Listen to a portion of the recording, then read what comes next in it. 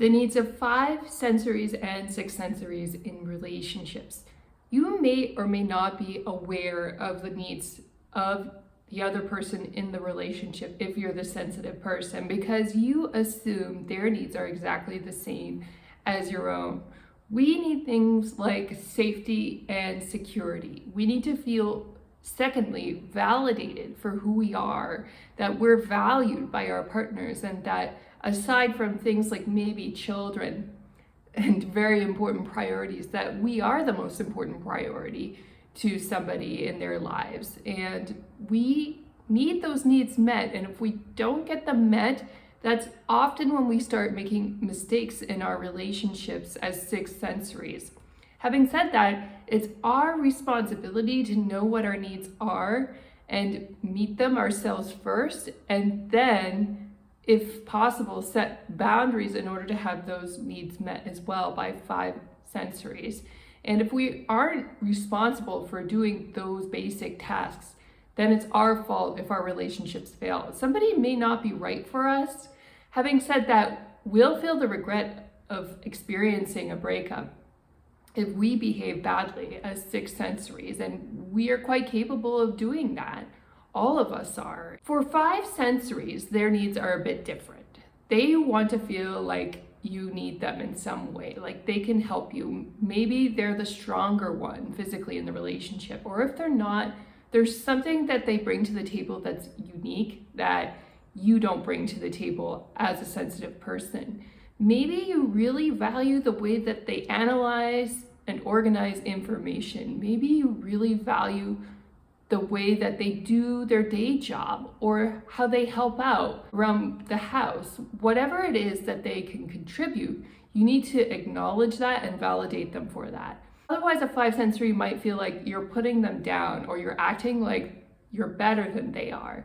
And what 5 sensories also need to do in order to invest in a relationship with you, to meet your needs and to meet their needs, is they need to invest some kind of resource into the relationship.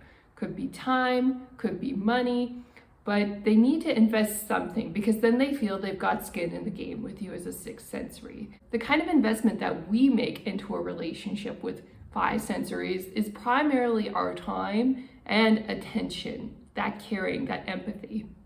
And we need to remember that when a 5 sensory is behaving badly, that's when we need to pull back and take that away, not lean in and start giving them more, but in a negative fashion where we're criticizing and we're nagging and we're telling them what to do.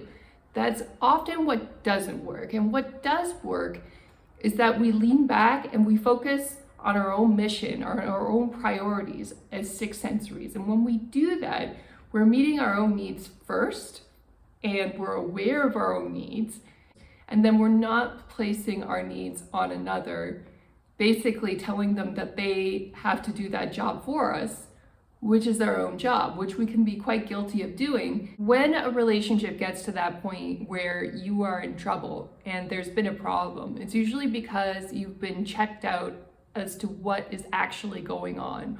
Or maybe you are very attuned to what's going on, and the 5 sensory is quite stoic and doesn't want to fill you in on what's going on for whatever reason. But in either scenario, the result is pretty much the same. Either we're checked out and we're ignoring the negative feedback from the 5 sensory, or if we sense something like they're playing sad music in the background, or they seem kind of moody, but they won't tell us what's going on, what can happen is a spontaneous looking breakup or separation or fight can occur. And we don't really know where it came from as 6 sensories. However, it's a withhold on the part of the 5 sensory, and that's why we don't quite understand what's going on intellectually. That's when our intuition can be so valuable. It can clue us in to say, hey, something has been going on behind the scenes, that because it's probably something I don't like, and that's why the 5 sensory is withholding that information. Or maybe they were trying to tell us and we were just so busy, we were so checked out that we missed it. And we actually need to tune into our intuition and enhance our own spiritual practices.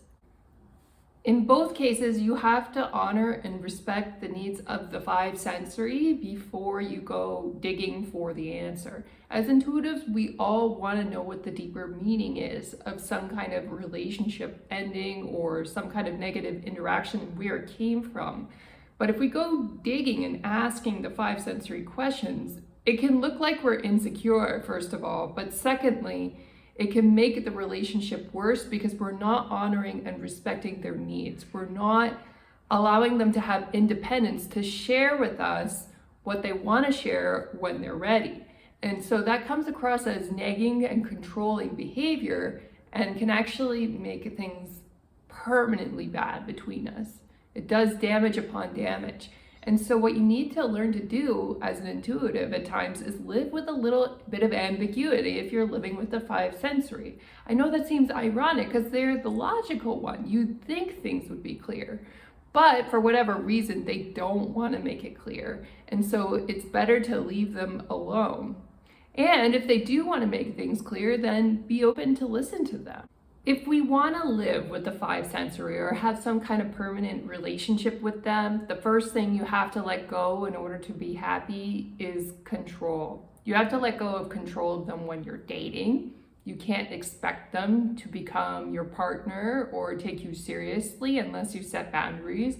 You also have to let go of their behavior or even their potential to divorce you if you're married too. The truth is about five sensories is that we live in a very chaotic world and they're constantly evaluating according to their logic what to do next. So we can't always predict their behavior. Sometimes we can see it with our intuition, but if we're really emotionally invested, even though we have intuition, it becomes one of the most difficult areas of our lives to read because we have so much invested emotionally, so much security, so much love, so much caring. We can't let all of that investment cloud our judgment and make us attached because we're more likely to push that five sensory away and not meet their needs.